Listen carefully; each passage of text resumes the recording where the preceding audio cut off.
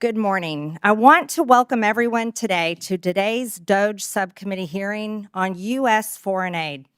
This hearing comes at an important time, a time where all of us are witnessing billions of dollars in taxpayer waste, fraud, and abuse being exposed across every agency of our federal government. It comes at a time where oversight of U.S. foreign aid has uncovered billions of dollars that have been weaponized in furtherance of globalist far-left ideologies. The American people want change. The American people voted for change. The American people have spoken that they no longer wish to be enslaved by the bureaucracy's agenda of undermining U.S. interest abroad. In 2023 alone, Americans privately donated over $557 billion of their own money. Corporations donated over $37 billion. Foundations donated over $103 billion. That is incredible of the American people. In 2023, nearly 76 million Americans, almost 30% of Americans, formally volunteered through an organization. Volunteered. The government did not make them do that. They did this on their own. Donating and volunteering time is what supports schools and shelters, hospitals and hotlines, food banks, and more across only our country. Not only our country, but across the world. Ask anyone in Western North Carolina. Whether it be individuals, churches, or businesses, the American people are the most generous people in the entire world. And I'm so proud of that. They should be the ones who decide where their money goes. They can choose if they want to donate to a charity, a school, a church, or a nonprofit. They can choose if they want to privately donate to a transgender salon in Mumbai. They can choose if they want to privately donate to the British Broadcasting Corporation. They can choose if they want to privately donate to the Wuhan Institute of Virology through EcoHealth Alliance, or to electric vehicles in Vietnam, or to changing the national census in Bangladesh to be more gender inclusive. That is something they should be able to choose. That is something they should never be forced to do by our government. The Democrat-run USAID should not get to use our federal government, our U.S. taxpayer dollars, as their party piggy bank to push their radical agenda in countries that we have no business giving money to. 96% of all political contributions from USAID employees go to Democrat Party candidates or PACs. That's 96%.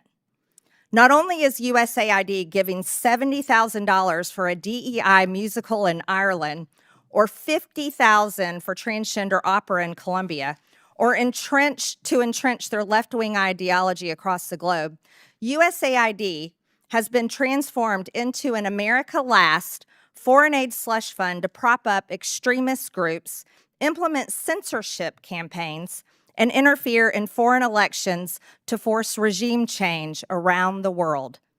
That is the dark truth about USAID. That is the story the American people deserve to know. Not only was USAID never designed to be what it has morphed into, but these things should never have been funded in the first place.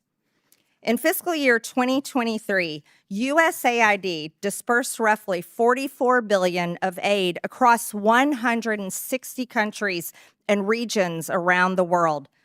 During the 4 years of the Biden administration, 181 countries received approximately $240 billion in U.S. development aid, with Ukraine being the top recipient. Other top recipients include Ethiopia, Jordan, Israel, and Somalia. So after hundreds of billions of taxpayer dollars have been distributed throughout the world, has the world become safer? No. Has the world become more stable? No. Is the perception of the United States around the globe any better? No. But have some of the most anti-democratic principles like censorship and the canceling of elections been funded through USAID because of opposition to the ruling regimes? Yes. Has money through USAID been funneled to terrorists? Yes, foreign aid from USAID to the UN, particularly the UN Relief and Works Agency for Palestinian refugees in the Near East, is directly funding Hamas terrorists. Humanitarian relief intended for the Afghan people was diverted to the Taliban. Money intended to support democracy is being used as a slush fund for liberal propaganda supporting terrorist, gender ideology, diversity, equity, and inclusion, climate activism, censorship, and regime change. Do you think this is what the American people think of when they think of foreign aid? Absolutely not. Taxpayer funds have literally been used to undermine U.S. interest and counter American foreign policy goals under the guise of foreign aid. This is unacceptable, and the American people agree. Thankfully, President Trump has taken action to address these issues. The election of President Trump was a clear mandate by the American people that they will no longer tolerate this. He is putting an end to the foreign aid slush fund, ensuring the hard-working American taxpayers' dollars are supporting America First policies and taking care of our own people at home. And we will do the same. January 24th, Secretary of State Marco Rubio gave an order that came with a waiver for emergency food assistance, which was broadened even further several days later for life-saving services. Secretary Rubio has stated very clearly, we have a blanket waiver, and anybody who tells you they don't understand it, let me repeat it in very simple words. If it saves lives, if it's emergency life-saving aid, food, medicine, whatever, they have a waiver. I don't know how much clearer we can be. And if we're not applying it, then maybe we're not a very good organization and maybe they shouldn't be getting any money at all. Additionally, in-kind food assistance purchased from U.S. farmers is continuing. I'm pleased to introduce our witnesses today. Max Primac is a senior research fellow at the Heritage Foundation's Margaret Thatcher Center for Freedom.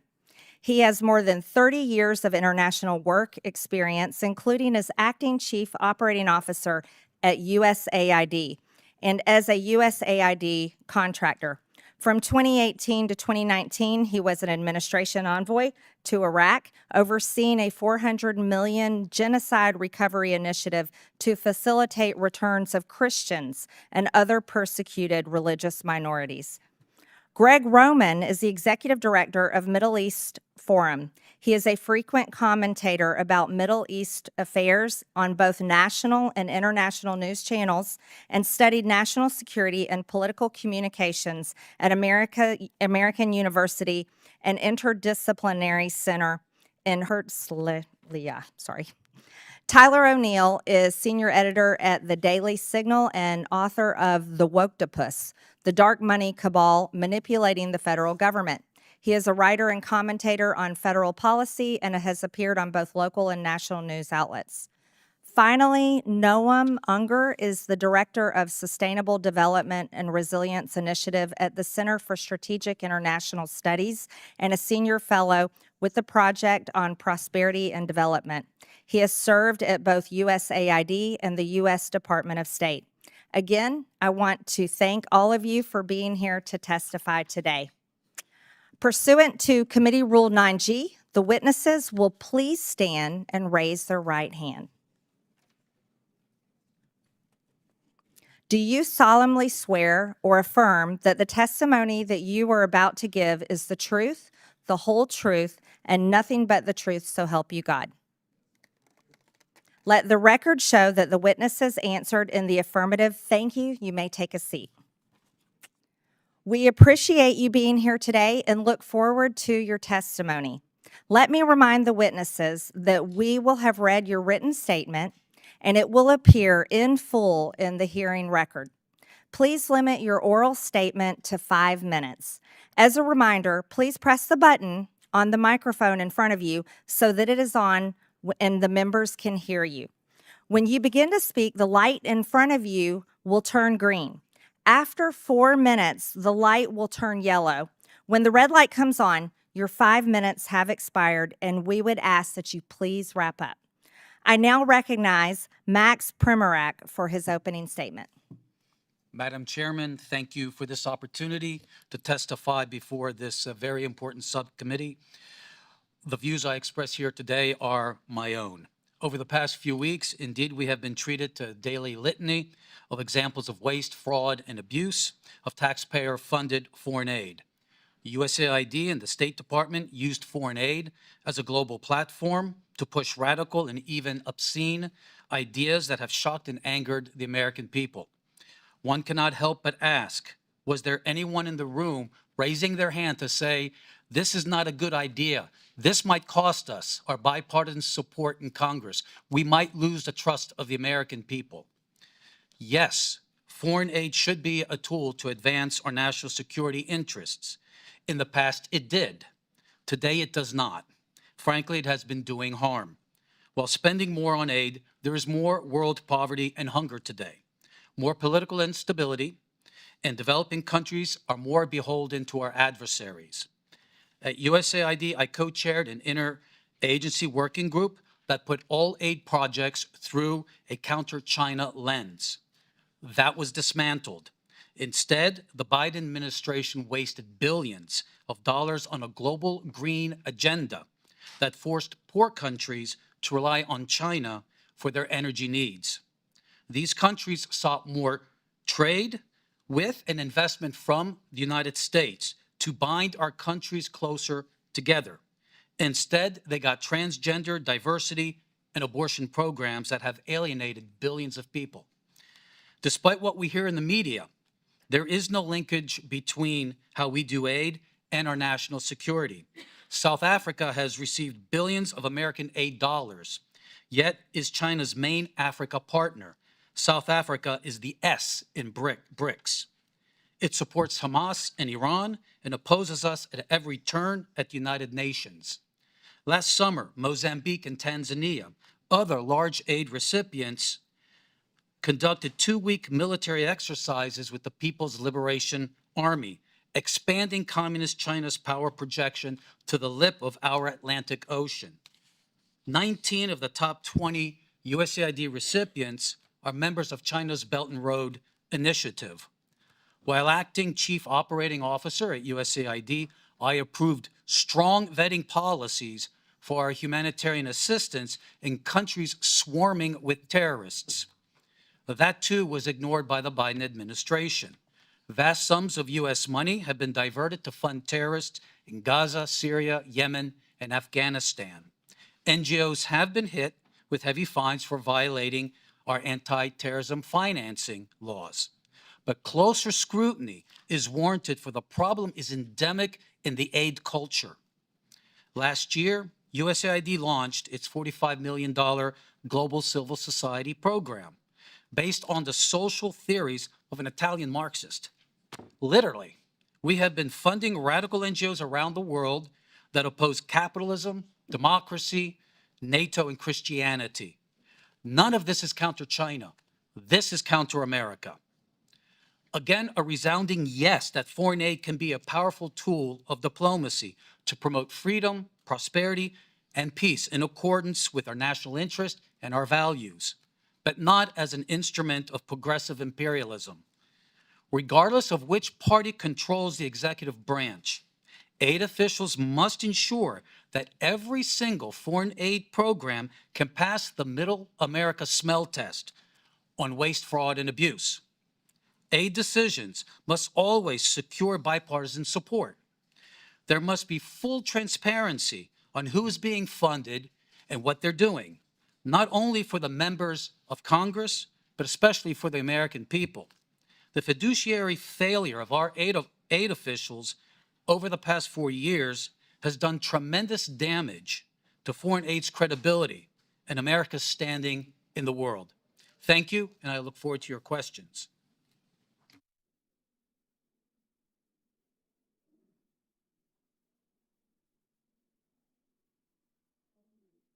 Thank you. I now recognize Greg Roman for his opening statement. Madam Chairman, Ranking Member, and distinguished members of this committee, thank you for the opportunity to speak today. My name is Greg Roman, Director of the Middle East Forum, and I'm here because there's a fox loose in the henhouse of our foreign aid system. a system intended to uplift lives abroad that instead has funneled millions of taxpayer dollars to radical and terrorist-linked organizations. If we don't fix these fences now, we risk fueling violence against our allies, our troops, and potentially ourselves. Let me be clear. This is a problem that began under the Obama administration and was exacerbated under the Biden administration. It's a problem that has been brewing across both of these 12 years of governance by a bureaucracy so insulated it can't always tell teachers from terrorists. The result is moral confusion among grant officers who unwittingly, and in some cases, may intentionally bankroll extremist causes. At the Middle East Forum for the last 12 years, we've engaged in oversight over all public spending relating to foreign aid, specifically those relating to Middle East and Islamist causes. And we have identified over $122 million, which has ended up supporting radical organizations or even directly bankrolling organizations which are considered to be terrorists by the U.S. government. That's not pocket change. That's a jackpot for the wrong crowd. In terms of our specific findings, World Vision. Over the past 2 decades, this major evangelical NGO has received nearly $2 billion from USAID. But in 2014, World Vision facilitated a $125,000 grant to the Islamic Relief Agency, an entity linked to Al-Qaeda. Even after a whistleblower raised red flags, USAID rammed through the funding, pressured by World Vision, Sudanese warlords, and even U.S. officials who lobbied to delist the terror organization. Helping Hand Relief and Development. In 2023, only 2 years ago, it received a $78,000 grant from USAID despite openly working with the terrorists who orchestrated the 2008 Mumbai massacre in India. Worse, the offer and grant came after the USAID Inspector General launched an investigation into a prior grant to the same group. The Jamal Trust Bank in Lebanon. USAID dollars helped pad the pockets of this financial institution, later designated by the U.S. Treasury Department as a terror sponsor for sponsoring Hezbollah. This was no mere oversight. It points to a broken system that handed cash to a future terror financing entity. Some graphical evidence. Behind me, you'll see the Bayadar and Unlimited Friends Association, 2 groups in Gaza. Members of the Gazan charity Bayadar cozy up to senior members of the Hamas Politburo, like Abdul Salam Haniyeh, the son of slaughtered Hamas leader Ismail Haniyeh, credited as one of the planners of the October 7th attacks on Israel, which killed Israelis and American citizens. Meanwhile, UFA officials have called for their lands to be cleansed from the so-called, quote, impurity of the Jews. You'll see behind me 4 images which don't just show members of Bayadar and UFA associating with members of Hamas, but also USAID officials, employees of the U.S. government, receiving awards because of their cooperation with these 2 Hamas-linked entities.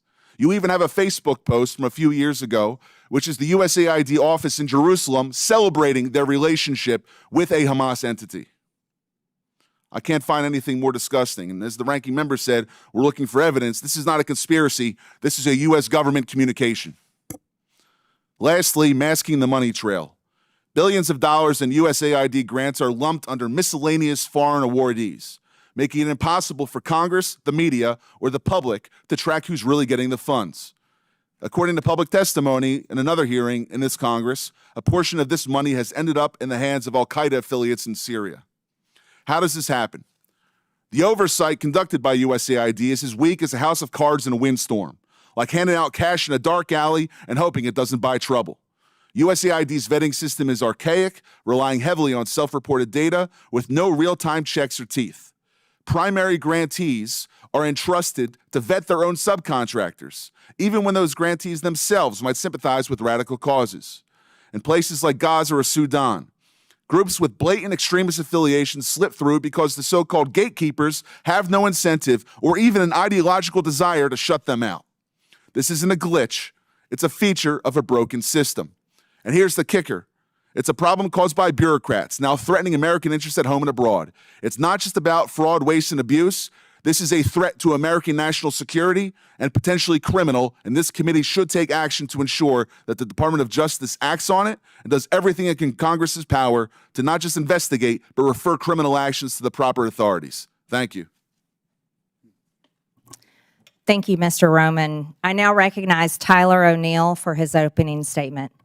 Chairwoman Green, members of the subcommittee, the last few weeks have featured revelation after revelation of how our tax dollars have been spent propping up radical left-wing causes across the world.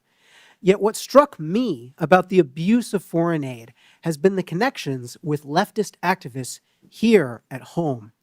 As a senior editor at the Daily Signal, I researched the left's dark money network, which propped up the influence campaign I expose in my book, The Woktopus.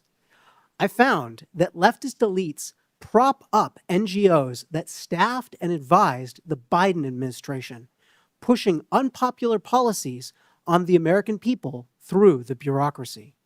In my remarks, I will present 3 examples of how the left's dark money network intersects with just one agency focused on foreign aid, the U.S. Agency for International Development.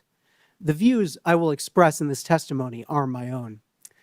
The left's dark money network features George Soros and his Open Society foundations, the Tides Foundation, and the network of nonprofits established by Arabella Advisors. Right here.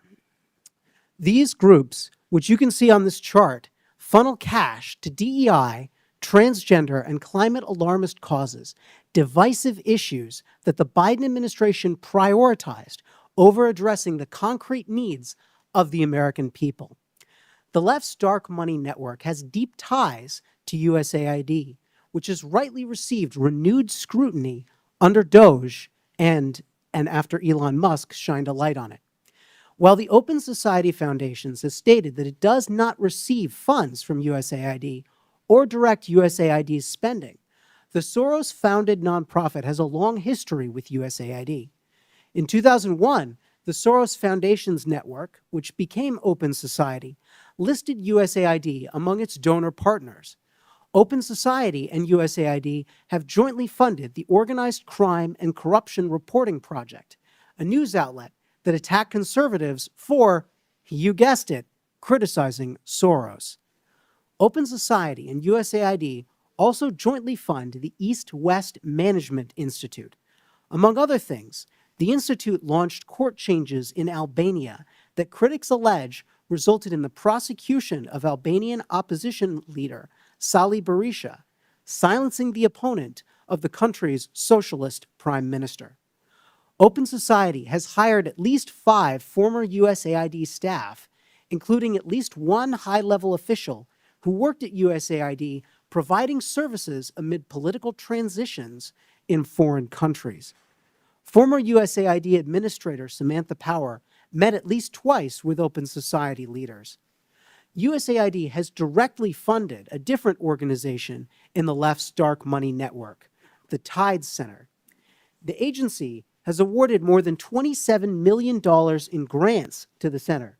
You'll find the Tides Foundation right here. The Tides Center has funded many of the leftist groups that influence the Biden administration, and it also operates its own in-house nonprofit called Palestine Legal, which represents anti-Israel rioters in court and gives them legal advice. Former USAID staff have also gone on to work for Arabella Advisors, which is a for-profit company that set up pass-through nonprofits. These groups allow donors to support specific projects without being associated with these projects. One of the nonprofits, New Venture Fund, set up a secretive group called Governing for Impact. Even though Governing for Impact had existed for barely 2 years and did not appear in a Google search at the time, its leaders met with and advised top staff in the Biden administration, executive-level bureaucrats who oversaw the vast federal bureaucracy. Leaders at the Rockefeller Foundation, another funder in the left's dark money network, previously held roles at USAID, including the former administrator, who now serves as the foundation's president. Other USAID staff have gone on to work at the nonprofits that staffed and advised the Biden administration, including the Center for American Progress, the Human Rights Campaign, and the American Civil Liberties Union. Personnel is policy, and these connections between the left's influence campaign on the Biden administration and USAID reveal how woke elites have captured the enterprise of foreign aid. Thank you. Thank you. I now recognize myself for 5 minutes of questions. And I will inform this committee and the public watching that pardon? Oh, sorry. I'm sorry, Mr. Unger. Apologize. I didn't mean to skip over you. Thank you, witnesses, for your testimony. Again, Mr. Unger, I apologize. We can also confirm the World Program posted that the recent pause concerning in-kind food assistance to WFP has been rescinded. This allows for resumption of food purchases and deliveries Madam Chair? existing USAID. Madam Chair, are we going member to member, or do you get to make a speech in between each witness? If you're going to offer evidence or you're not testimony, you're not it should be recognized. in the clock. You're not recognized. It's Sure I my am. time. Sure I am. I now recognize myself for 5 minutes of questions. And this committee, based on this hearing and witness testimonies, will consider recommending investigations and criminal referrals. When Joe Biden was president, his son Hunter was on the board of a Ukrainian energy company called Burisma. The prosecutor general of Ukraine at the time, Viktor Shokin, was investigating Burisma for corruption. Biden threatened, and it's on video, to withhold $1 billion of USAID grant to Ukraine if Shokin wasn't fired. Mr. Primac, is USAID supposed to be used as leverage by a president to protect his son? No, we call that corruption. Mr. Primac, in your estimation, roughly what percentage of USAID funding is doled out to bad actors or to efforts that don't have the best interests of Americans in mind? I think what troubles me most is learning, I believe last year, following the hard work of the House Foreign Affairs Committee and Senator Joni Ernst, that USAID has been paying out over 50% to overhead charges. The Office of Inspector General of USAID criticized the agency for not knowing the overhead charges being handed out to all of these actors for $142 billion of disbursements. That is extremely troubling. Yes. Mr. Primac, Samantha Power, Biden's USAID administrator, openly spoke about her agency's efforts to promote democracy around the world. In your estimation, Mr. Primac, is that what she was doing? If not, what was USAID doing during the Biden administration? Let me cite the Holy Father, Pope Francis, who accused USAID and other donors of promoting ideological colonization, pushing a radical ideology onto the developing world that is anti-family and anti-life. It has been asserted that USAID spent tens of millions of American taxpayer dollars to promote propaganda in Brazil in the lead up to the Bolsonaro-Lula election in 2022. It has been claimed that this funding was used to pass censorship laws and silence Bolsonaro's online presence, and even bar him from running for office in the future. Mr. Primac, can you offer any insight into these allegations, or at least comment on whether the U.S. should play a role in toppling democratic processes around the world? I think what we saw was USAID weaponized by the Biden administration and by Samantha Power to attack any party that was conservative. It just didn't happen in Brazil. It also happened, for instance, in very pro-America, Poland and Hungary as well. One of the most extensive examples of regime change operations fueled by USAID is that of their role in the Syrian civil war aimed at toppling Bashar al-Assad. Reports from DD Geopolitics and other sources estimate that USAID funneled over $15 billion into Syria over a decade, covertly funding opposition groups, mercenaries, and anti-government networks under the cover of humanitarian aid. This included support for militant factions and propaganda efforts, often in collaboration with the National Endowment for Democracy. The operation culminated in Assad's overthrow in 2024 by Western-backed groups, with USAID's financial trails documented in congressional budget reports and criticized by Syrian officials as interference masks assistance. Mr. Roman, do these kinds of activities carried out by an American agency make Americans safer at home, or do they risk embroiling us in more deadly and costly foreign conflicts? When the agency is doing it according to the way in which represents American national security interests, it's correct. But when it's abused for political purposes, ideological umbrage, and sponsoring Islamism, which is inherently anti-American, it is the worst exhaustion of American taxpayer money that can be thought of, especially when it leads to the loss and danger to American lives. In 2014, during the Euromaidan uprising in Ukraine, which led to the ousting of President Viktor Yanukovych, USAID is estimated to have spent billions of dollars on civil society initiatives that were allegedly designed to destabilize the pro-Russian government. USAID specifically funded NGOs and media outlets that amplified the anti-Yanukovych sentiment in an effort to align Ukraine more closely with the West. We also know that 9 out of 10 of Ukraine's major media outlets receive funding from USAID. Mr. Roman, should Americans' tax dollars be funding propaganda? When it's pro-American propaganda, yes. But if it's supporting another regime which is inherently anti-American, no, it should have no involvement with that, which is the pattern we've seen under the Biden and Obama administrations. Thank you. I now recognize the gentleman from Texas, Mr. Cloud, for 5 minutes. Thank you, Chairwoman, and I appreciate you holding this hearing. I appreciate you witnesses for being here. It's been astonishing to watch. We already knew that there was a tremendous amount of waste, fraud, and abuse in our federal government, but to watch over the last few weeks as the extent and egregiousness of it has been revealed. I've said a number of times how aggravating it is that this government is forcing the American people to pay for the demise of their own country. We've seen this a number of times, especially in how foreign aid is treated.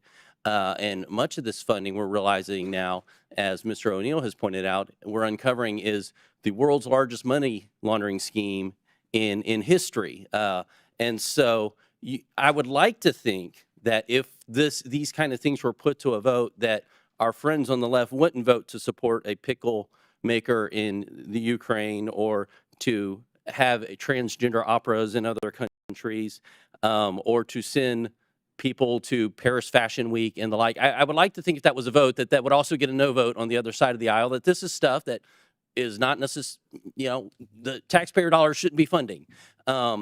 But you got to wonder about the vitriol you see when these things come and cover to protect these things. Now, definitely the border trafficking institution that was set up, the complete industry, the censorship apparatus, those are examples where we really saw that these taxpayer dollar funds were going to these NGOs that were purely leftist organizations that were turning out voters and getting all this, basically being a campaign front at taxpayer expense. And so you got to wonder how this is happening, because this is not in the legislation. There's no line item in a legislation that has these sort of things in it. So, Mr. Primac, I'd like to ask you, where are these decisions being made? Who's making the decisions about where these dollars go?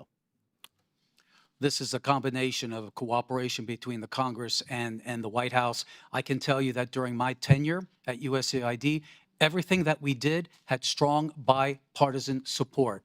Unfortunately, when President Biden came in— But it's someone in an agency somewhere, is that right, making the decision at a how's that decision made? Who's making that decision? Like, that is before the check goes out, who's pushing the button that says send this check? It starts with the administrator, goes down to the bureau level and the office level. But in the end, contract officers have to make sure at the Office of Acquisition Procurement that these are following U.S. laws and the policies of the president. Contract officers. Now, are these people elected? We hear a lot about elected officials making these, certain decisions. There's no one at USAID that is elected. So, yeah, so the people sending the money are not elected officials. Okay, just wanted to clarify that. One of the issues we've had is trying to track this dollars once it goes out to bring accountability to it. And there is no connection that we've been able to find to an employee ID number, for example, connected to where the grant money is going out or the contract money is going out. We're working on legislation to fix that. But one of the things that's really disturbing is the fact that some of the money that's going out doesn't even have a name of where it's going out. You talked about that, Mr. Roman. Could you speak to that for a second? It's to the tune of billions of dollars. Correct. Miscellaneous foreign awardees. The issue with it is that while the individual grantees have to apply for a vetting process that USAID conducts in terms of a government review, including with counterterrorism databases. There's a self-certification process by their subgrantees. It's as if though you hire a contractor in your house to redo your living room, and he hires a bunch of robbers to take everything out, and you're left with the spades on the wall rather than having a fully renovated room itself. And so some of these dollars have been going to support terrorist organizations. Right. And Taxpayer dollars going to support. Now, what would happen if we found a business that was funneling money to the Taliban? they would be indicted, they would be charged, go before trial, and go to jail for a 20-year sentence for money laundering or for material support for terrorism. So this is one of those cases where it's only legal if the government's doing it? Right. In the opening chairman's remarks, she was saying that this is about fraud, waste, and abuse, and if it was Right. anyone else, it's as if though a private citizen can't do this, but if a U.S. government agency or bureaucrat wants to give money to a terror organization, it's okay. Yeah, I find that atrocious. I think the American people do too. Mr. Primac, I want to touch on one thing because I've talked to ambassadors across the world, and you hear this. We'd like to align ourselves with the United States. We don't want to align ourselves with China, but when we're talking to China, they're talking roads, bridges, infrastructure, those kind of things. Things we traditionally know as soft power. But right now, when they're talking to the United States, what they've gotten from our State Department over the last few years is social reengineering. Many of them have come to say, you know, our nation espouses Judeo-Christian values. They don't. And even as I talk to pastors across our country who are working to send millions into missionaries, their eyes in Christian universities to understand the fact that our State Department is actually sending billions to counteract those ideals. Could you speak to that? You can quickly answer, and we have to move on. I've spoken to many foreign African officials, for example, when they're meeting with Mr. Blinken, they were ready to talk counter-genocide. Instead, they got to social reengineering. I now recognize the gentleman from South Carolina, Mr. Timmons, for 5 minutes. Thank you, Madam Chair. My colleagues across the aisle are quick to judge the actions of this president in the early days of his administration. But I didn't hear any loud voices from across the aisle when President Biden, who was clearly experiencing severe cognitive decline, ran this country. I don't even know who was running the country. I don't know who was making the decisions. I don't know how those decisions were being formed and who was signing the executive orders he was engaging in. So it's just very rich that I'm hearing all of these concerns about President Trump's efforts to negotiate peace in Ukraine and the manner in which he's going about it. And I hate it, but I think I have to set the record straight, because President Trump and his team went to Munich to the security conference just weeks ago, and they were engaged in diplomacy. They were trying to create an opportunity for the United States to have a financial and economic interest in the future of Ukraine. And that was through a minerals deal. The U.S. has a strategic interest in having a long-term supply chain for rare earth minerals. And so President Trump said, we can get on board with this. Let's do this. It might not be the NATO membership that they want, but it's a close second. And so your concern is related to those conversations, because Zelensky originally said, yes, let's do it. That sounds like a good deal. And then within 24 hours, he backtracked. He did a 180. And he actually started disparaging President Trump.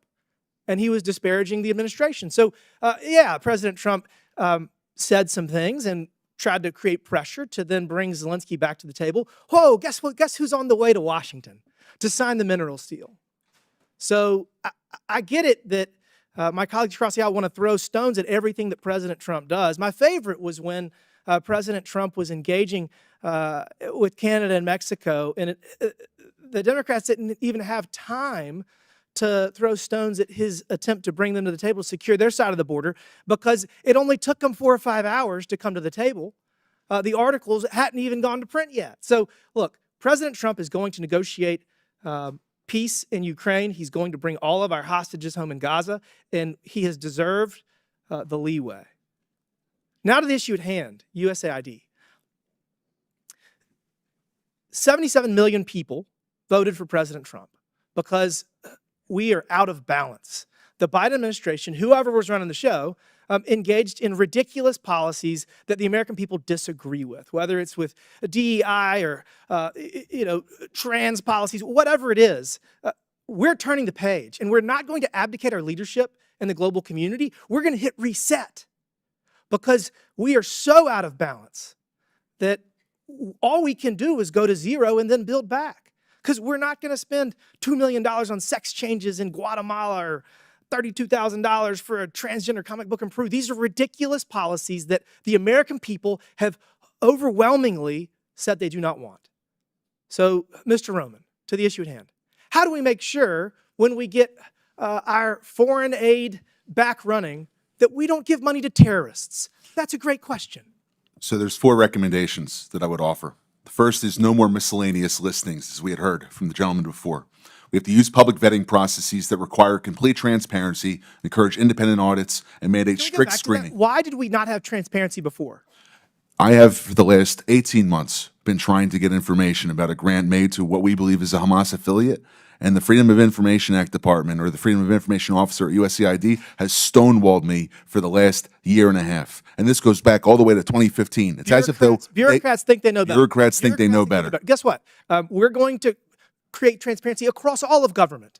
And that is what President Trump is doing through Elon Musk. Elon Musk has been asked by the president to serve, and he is going to bring transparency not just to USAID, to every single nook and cranny of the government, because that is what the American people want. And it's 2025. We have the ability to do that. Mr. Roman, continue. What else can we do to make sure? I'll go quick. I know we're limited. Stronger accountability mechanisms, clawback provisions, stiff penalties for misuse, criminal investigations if you go towards the terrorism financing. The State Department, under Secretary Rubio's review, must have a roadmap for better oversight. And lastly, the legislature must give teeth to its funding bills. We have to be able to have robust penalties, transparency mandates, and real-time oversight tools rather than waiting 3 years to get reports from contractors when they've already committed the violation past the statute of limitations. I'm out of time. We all know sunlight is the best disinfectant, and that's the path forward. With that, Madam Chair, I yield back. Thank you. A member of the public audience made an obscene gesture. It was caught on camera to a member of Congress. I would like to remind everyone in the hearing room to follow the rules of decorum. Capitol Police will now remove the offender, and I expect members of the audience to maintain decorum. We'll take a pause for a brief moment. I now recognize the gentleman from Tennessee, Mr. Burchett, for 5 minutes. Thank you, Chair Lady. Mr. Roman, are you aware that we are sending $40 million a week to the Taliban? Yes, sir. Can you name other instances of foreign aid going to terrorist organizations? We have assisted al-Shabaab in Somalia. There's been instances of the Khamsi network in Sudan, Hamas, Islamic Jihad, Hezbollah, Kataib al-Hezbollah, Hayat Tahrir al-Shams in Syria. Dozens of terror organizations have received indirect assistance from U.S. foreign aid. Could you elaborate a little bit on the mechanisms in place that are to stop foreign aid from going to terrorist groups, and why are they not working if we have any in place? Sure. And I would note that these are, you notice these are terrorist weaponry. You see some AKs, SKSs, some snipers, some clips, some clip carriers probably made in China, and I believe these are small landmines here beside right there. Let's use Gaza as our case study. $2.1 billion in American taxpayers' money to Gaza since October 7th when Hamas invaded southern Israel. USAID money was going in terms of an emergency use authorization to try to go to parties that USAID formerly had a relationship with in the Gaza Strip. They had to have been vetted by OFAC. They should have been vetted against the special designated terror list from the State Department and from other Treasury organizations. Waivers were granted because they said that there was an emergency use to have that money come in to Gaza, thereby jettisoning the usual typical screening procedures. As a result, 90% of aid that was going from the United States by way of its agents in Gaza ended up in Hamas-controlled areas. And this is ridiculous. Essentially, what the U.S. assistance to Gaza did was underwrite the ability for Hamas to survive until the ceasefire was just passed a few weeks ago. There was no strategic thought for it, and there was no screening. Seems like the emergency might have been armed terrorists to kill civilians. Would that be accurate? That's accurate, and even more than that, Samantha Powers, the administrator for USAID, was intent on having Israel not be able to defend itself. to not be able to defend it. Correct. Mr. Primac, is that correct? How do you say that? Primac? I got Burchett, man. Nobody gets mine right, so don't worry about it. What is it, Primac? Perfect. All right, thanks, brother. How did terrorists exploit our foreign aid loopholes? Well, we have a lot of our Can international. you pull your mic up? I'm sorry. Can you hear me? Yes, sir. You have international NGOs and UN agencies actively lobby here in Washington, D.C. against vetting policies that would prevent it. I was the senior vetting officer at USAID, and what Hold on we a second. did. Did you say United Nations is doing this? The UN? Sure, everybody who's getting money lobbies here. That they're lobbying against us. I'm sorry, Mr. Roman, you're. There's actually someone who used to work for one of those lobbies, the largest NGO lobby, Interaction. One of our co-witnesses here worked for them from 2018 to 2023. USAID effectively self-funds its own external private lobby that then goes back to Congress and asks for more money for USAID. So the taxpayers fund this lobbyist who's working against American interests. Correct. And possibly killing our allies and possibly Americans. They bring together groups in Washington that overseas work with groups that kill Americans. Yeah, I don't need a flow chart to show that. I appreciate it. Do you think USAID programs have been aligned with the national security interests of the U.S.? No, they have not. They have actually helped China. Mr. Roman? No. Okay. How do these programs compromise our national security, Mr. Primac? They actually push China. They actually push much of the world towards China on the green energy agenda. They push people, ordinary people, billions of people towards China because of the resentment caused by our social re-engineering. Are we being lobbied by these pro-communist China groups currently? Well, a lot of these countries don't even have to lobby because they get the money anyway, like South Africa. Yeah, and in fact, these lobbyists have come to the House and have tried to kill legislation like H.R. 160, which was meant to increase transparency in USAID's funding of overseas organizations. Is that a current piece of legislation? That's from the last session, And give me that number again. H.R. 160. And what does it do? It was meant to give U.S. lawmakers the ability to have higher transparency in terror financing investigations aimed at scrutinizing extremist groups. Mr. Primac? We had a regulation before we left in the last administration that anybody who touches money in countries where there's terrorists, those names have to go through databases, terrorist databases. That was overturned by Biden. Overturned by Biden. Chair Lady, I am currently 5 seconds, but I wanted to mention something. There's a lot of rhetoric used on this committee, and I would urge my friends on both sides of the aisle, let's stick to the actual information. This rhetoric is, I've received death threats, and I know the Chair Lady has, and it needs to stop. We need to tone it down. Thank you, Chair Lady, and thank you. Thank you, Mr. Burchett. I'm not sure if my name was besmirched. If I'm allowed to respond or not? It's fine either way. No, it's just a report. I'm not. Okay, but anybody that works for the president that goes against what he says, he has a right to fire them. So, thank you. Absolutely.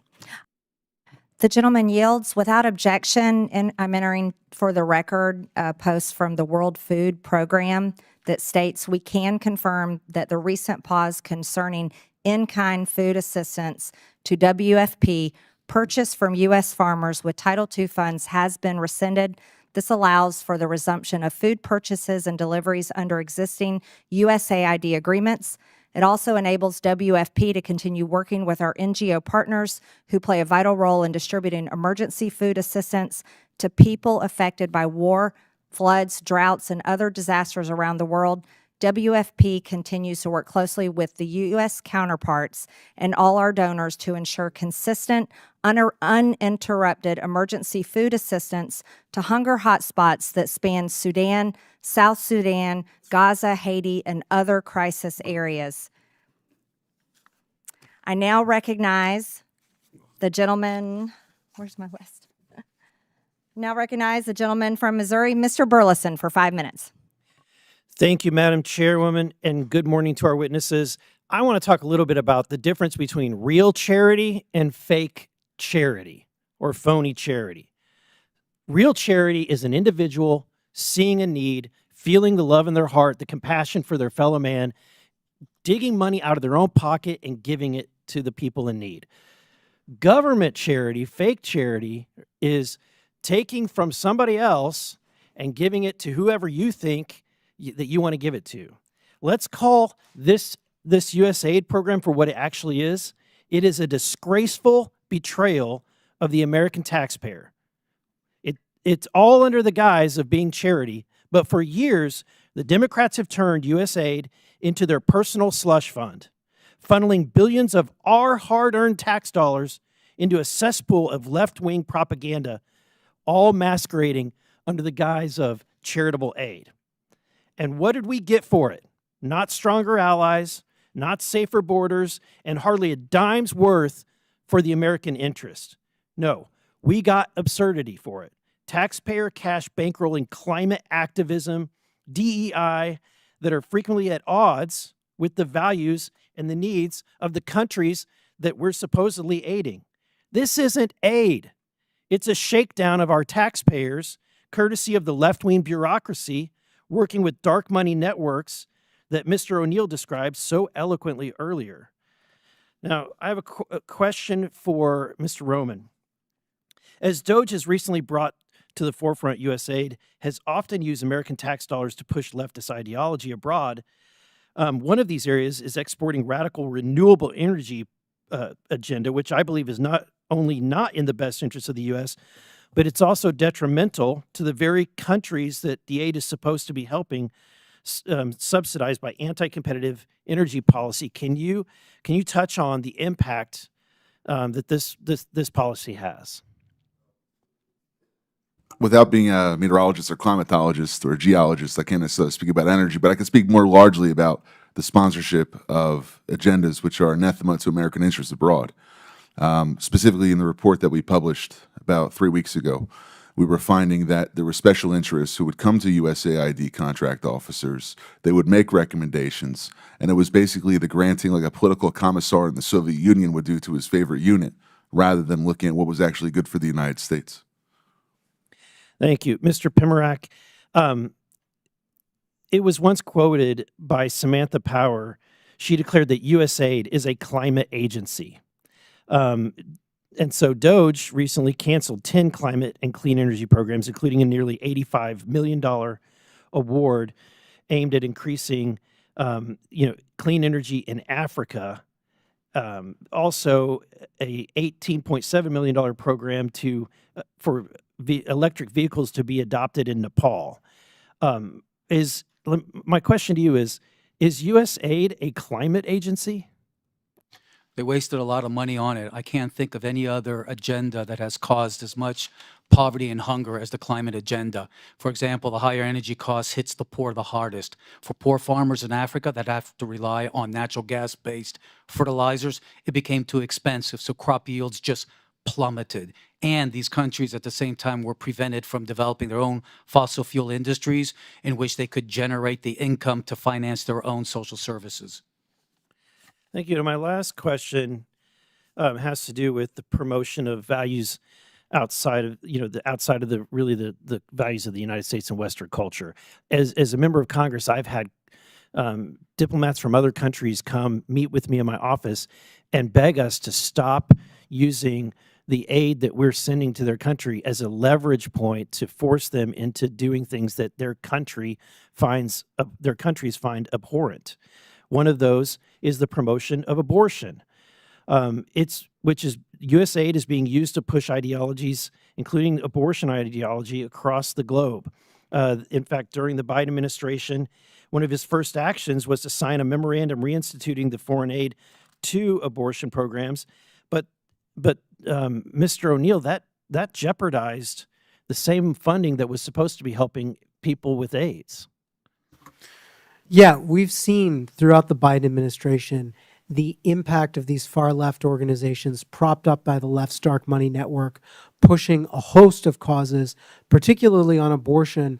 I have a big chapter talking about the prosecution of pro-life protesters. Thank you. I yield back. Mr. Jack? Well, thank you, Madam Chairwoman, and I want to commend you for holding hearings, trying to ensure that the taxpayer dollars is held accountable. Our last hearing, I just want to note for the record, we discussed the $2.7 trillion over the last 20 years that has been distributed through improper payments and wasted, taxpayer dollars wasted over the last 20 years, $2.7 trillion. And one of the things I want to talk about today are some of the general waste, fraud, and abuse we've seen within the USAID program. So if I could start with Mr. Primac, what was USAID's original mission and mandate, and how has the agency strayed from those initial priorities from your perspective?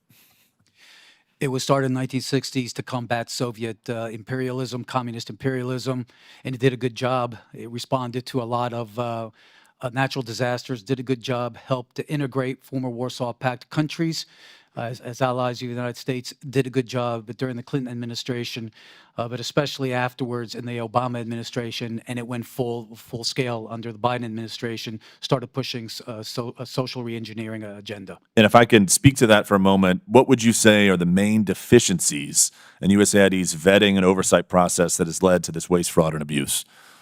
It's an aid industrial complex that refuses to have accountability and oversight. And Mr. Roman, if I could ask you just to expand upon that.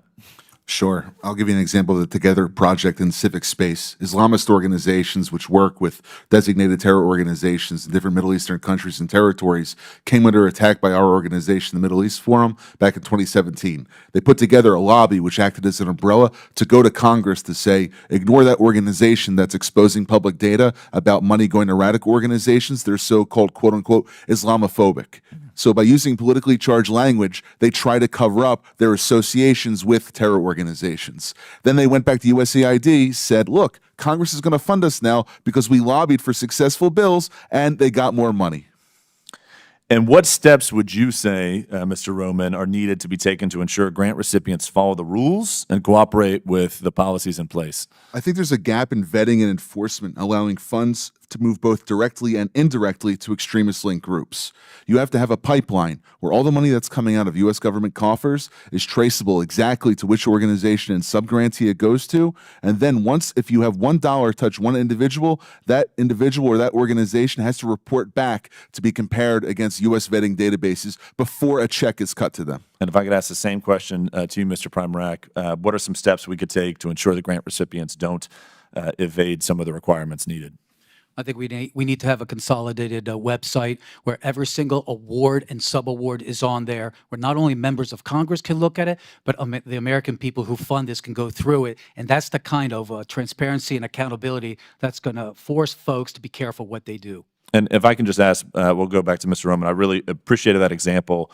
With what time I have left, could you offer any other examples of mechanisms by which entities evaded transparency requirements, something that we all talk about, and we've all seen the egregious spending across the board that's been illuminated by many members of this committee over the last 2 weeks. But when it comes to evading some of these requirements, I want to speak directly to that and enter that into the record to the extent you could share. There's a bifurcation of the problem. One is the organizations which are abusing U.S. taxpayer dollars, but the second is the bureaucrats who are allowing them to get away with it. Sometimes because they're not looking and being blind to the issue, other times because they're intentionally pursuing an ideological agenda that Congress didn't appropriate or authorize. You have to direct funding to have individuals that are getting money to be able to authorize that money, and the reports on the grants that they make after the funding period is over should also be publicly available rather than just how much money was spent. In addition to that, there is many other individuals and partnerships that go beyond USAID. For instance, foundations supporting extremists, persistent lapses in sanctions enforcement, and also potential violations of U.S. criminal statutes. The report that we put out suggests that funding streams may have contravened laws prohibiting material support to terrorism, sanctions violations, fraud, and false statements, both by the grantees and some of the grantors. Well, I appreciate the testimony from both of y'all today and for all witnesses for appearing before the committee. Ultimately, I think what the chairwoman's been trying to do through these hearings is try to ensure that American taxpayer dollars are protected and used to the betterment of American citizens and our interests here in our country, and they're not wasted. And if I could just spend, Madam Chairwoman, the last 20 seconds of my my questioning today noting that we in our committee should have a decorum. And the other side, after our last committee hearing, which should have been a bipartisan issue, talking about waste, fraud, and abuse within government programs going out the door, shortly after that hearing, one of our committee members called for real weapons to be brought to this political debate. And I think that's atrocious. I think that's egregious. And I would just like to note, I will reclaim my time, but I'd just like to note, Madam Chairwoman, that I think it's You're not recognized, Ms. Stansbury. You're not recognized. And you're spreading lies. You're not recognized, Ms. Stansbury. so. I will just Thank you. I will just Okay. close by saying we should have more decorum in this and expect it, especially from the American taxpayers who are paying our salaries to be here. Thank you. Thank you. And I do want to agree with that. There was a member of this committee that went on CNN and said it's time for actual weapons to be used. That is documented. It's on video, and we will not tolerate that type of language and calls for violence on this committee. I now recognize the gentleman from Texas, Mr. Gill, for 5 minutes. Thank you, Madam Chairwoman, and thank you so much for holding this hearing today. We've heard throughout this hearing a bit more of the same shrill calumny against President Trump and Elon Musk that we've been hearing for months now. But I am happy that a few of our colleagues did concede that we need more oversight and auditing of our foreign aid. I'd like to remind them that every time Republicans try to do that and audit where government money is going, they try to stonewall us. So I hope that they will get on board with protecting the American taxpayer. I think as it relates to foreign aid, to the extent that we do engage in foreign aid, it of course should advance American strategic geopolitical interests, our commercial interests, and of course should help ameliorate major humanitarian crises, but it ought to be rooted in realism, which is a recognition that we have strategic interests abroad that we ought to advance, and it ought to be rooted in a rational conception of the way the world actually is, and not the way that some, leftist secular bureaucrat at USAID believes the world should be. I think that forcing transgenderism and novel sexual fetishes on more traditional cultures does not advance American interests. It alienates the United States on the world stage. We've also seen USAID money going to oppose many of our allies abroad. Madam Chair gave a few examples, and I'll give a few more here.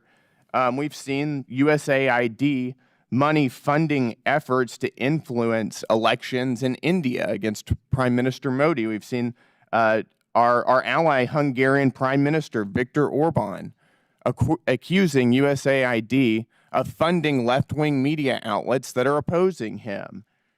We've seen USAID give $12.5 million just last year to the American Near East Refugee Agency, whose staff openly called for violence against Jews. The refugee agency also funded projects of the Unlimited Friends Association, which is a proxy organization for Hamas. This is not advancing our strategic interests abroad, and these are not promoting American values. Mr. Unger, I've got a couple questions for you. You've mentioned USAID as representing American ideas in action. Is that right? Yes. Do you believe that spending over $3 million for being LGBTQ in the Caribbean is a reflection of American ideas in action? I believe that the programs that are focused on global health, just and yes or food no is security- fine. Yes or believe no that will the suffice. programs that in global health and food security and economic growth are absolutely I'm not. in the interest. I'm talking about being LGBTQ in the Caribbean. Is that a reflection of American values? Yes or no? I believe the programs that you're referring to are a reflection of I'll human take rights. that as a yes. What about spending $70,000 for the production of a DEI musical in Ireland? Is that a reflection of American ideas in action? Yes or no? Yes. Yes. Okay, great. Do you think that spending $2 million for sex changes and LGBTQ activism in Guatemala is a reflection of American values? The information that you are using is Yes so or no? faulty that it doesn't It's a yes or no describe to question. USAID projects. No, that is a direct description of what we're spending our tax dollars. Do you think that sex that- changes and LGBTQ activism in that what you- Guatemala is that coming is an from accurate DOGE? reflection of American values abroad? Is It's a that yes or data no coming question. from DOGE? Is that a yes or a no? What I want to understand this is the a data yes or coming no from question. DOGE? Because they counted the same I'll take that USAID as- program you're, 3 you're not going to times. filibuster. We're reclaiming my time here. We'll go to another one. How about $1.5 million to promote job opportunities for LGBTQ individuals in Serbia? Is that a reflection of American values? Providing job opportunities for allies around the world is absolutely in the interest of the American people. Well, I would like to maybe challenge you if you really believe in promoting DEI. I've got about 20 seconds left. Then, in giving jobs to somebody based on their minority status or the color of their skin or their sexual proclivities, you might want to consider stepping down from your job and giving it to somebody who has more minority points than you do. Well, if that were what With that, I DEI yield. is about, My time maybe is I would, over. but it's I'm not what yielding. it's about. I now recognize the gentleman from Texas, Mr. Fallon, for 5 minutes. Thank you, Madam Chair, and my colleague from Texas did a very good job. Listen, the sky is falling. We hear it now, and not just in the DOGE subcommittee, but we hear it in oversight from our friends across the aisle. The sky's falling. The world's going to end. People are going to die. And then when they say Elon Musk's name, it's never Elon Musk. It's Elon Musk. Reckless gutting of the federal workforce and this hyperbolic fear-mongering is brought to you by the American left. Why, I ask, and so many others, the DOGE committee Dems are using this, quite frankly, sloppy, lazy, wildly inaccurate, and really boring rhetoric. Because this administration and this president is finally acting boldly, because so many administrations in the past haven't. They're acting boldly and courageously to ensure, wait for it, that the American taxpayers' dollars fund federal workers that work. I know that may be a radical concept to some. Now, let's set the record straight as well. Secretary Rubio has made it sure. He'd issued a blanket waiver for any life-saving aid. I think it's $72 billion that we're spending. Is USAID the perfect vehicle for this aid? Of course not. We found that it isn't. And we also recognize that China has that Belt and Road Initiative, and they're licking their chops. And if we took that $72 billion out, they're going to fill that vacuum. So that's just hyperbolic nonsense that we do not recognize that there's a role to play for the United States in the federal aid space. But what we want to expose is $164 million going to radical organizations, $122 million of it to organizations that have aligned or at least tied to terrorists. So, Mr. Primac, putting aside the massive issues of handing money over to terrorists and such, can you speak to other ways that our foreign aid has actually hurt United States efforts and interests to counter the malign influences, let's say, of the Chinese Communist Party? Our aid has created an international aid dependency. It's become international welfare. We need to put terms on these programs. The whole point of this is to help strengthen countries to economically, politically, and become strong allies. We don't do that when we celebrate 30, 40, 50 years in a place. That means we are failing. The point of our jobs is to work ourselves out of a job. If we do that, if we focus more on trade, if we focus more on investment, we're going to create the kind of allies in the developing world that'll make us stronger in combating the China challenge. So you're talking about self-sufficiency, it sounds like. You're talking about taking a developing nation and helping it develop. And that's what they want. One of the countries that come to mind, for instance, that had a successful journey over the last 60 years is like a Singapore. They don't need foreign financial aid from the United States. They're a wealthy city-state now, are they not? You had countries like South Korea, Taiwan, and other places that benefited. Look at them now. Wild successes. Okay, so also, Mr. Primac, while I got you, do you know of if USAID sent any funding toward lab research in Wuhan, China? Just what I've seen in the newspapers. Yeah, clearly we shouldn't be sending our foreign aid to China when they're our greatest adversary. Mr. Unger, thank you for being here.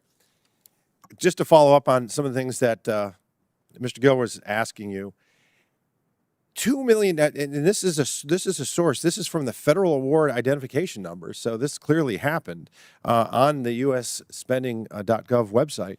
$2 million to quote activity to strengthen trans-led organizations to deliver transgender surgeries. Do you think that's a good use of taxpayer money? I defer to Congress, sir. If Congress appropriated the money that's and not was what I asked. notified I mean, about the program, Mr. then Unger, I do you believe think it's in the interest of the do you American think it's a people. good use of taxpayer money? I believe it's a good use of taxpayer money for Congress That is to very appropriate telling. funds. Thank you. And I yield back to the chair. Thank you. Thank you. In closing, I want to thank our witnesses once again for their testimony today. And Chairman Comer was going to be here but got tied up. I now recognize myself for closing remarks. And threats against the President of the United States will not be tolerated by anyone. And the math does add up. The United States is $36 trillion in debt. $36 trillion.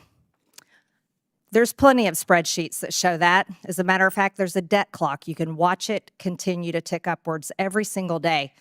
In fiscal year 2024, the government spent over $1.8 trillion more than it took in. And in fiscal year 2025, the interest on our debt is expected to exceed $1 trillion. That's everybody. I don't care how you vote. The American people do not want to continue to fund these propaganda campaigns, regime changes, terrorist, LGBTQ initiatives, diversity, equity, and inclusion, and other Democrat globalist initiatives. And even if the people did want to continue supporting such causes, guess what? They can support them with their own money through private donations. Because the reality is, everyone, we are flat out broke. If the U.S. government operated like any other private business, which it should, by the way, it would be completely bankrupt and it would be out of business. Last year, we spent almost $2 trillion more than we took in. The United States government is not a charity, and it is not to be used and abused by the bureaucracy to implement the far left's agenda and impose it on the entire world. Again, 96% of all political contributions from USAID employees go to Democrat Party candidates or PACs. Perhaps that's why we're hearing all the complaining. The revolving door between USAID employees and NGOs that receive USAID funding is undeniable. Maybe we should consider investigating whether USAID funding has made it back to Democrat campaigns. Has it affected elections? The real questions the American people deserve to know answers to are these. Why are we funding 9 out of 10 news outlets in Ukraine? Why was former USAID Administrator Samantha Power visiting Hungary for the purpose of strengthening democratic institutions when Hungary is a country that is strongly democratic and members of the EU and NATO? Why was USAID co-funding joint programs with George Soros' Open Society to promote radical social agendas throughout the developing world? Why is USAID involved in the canceling of elections in Romania? Why is USAID involved in funding court changes in Albania that resulted in the prosecution of the Albanian opposition leader? Why is USAID funding censorship laws in Brazil to silence Bolsonaro? Why is USAID involved in funding the Syrian civil war? What we have learned here today is that USAID has been used as a tool by Democrats to brainwash the world with globalist propaganda to force regime changes around the world. But if USAID funded terrorism that resulted in the death of Americans, then this committee will be making criminal referrals. Lastly, if this is the funding that has come from the USAID, the United States Agency for International Development needs to be abolished. With that and without objection, all members have 5 legislative days within which to submit materials and additional written questions for the witnesses, which will be forwarded to the witnesses. If there is no further business without objection, the subcommittee stands adjourned.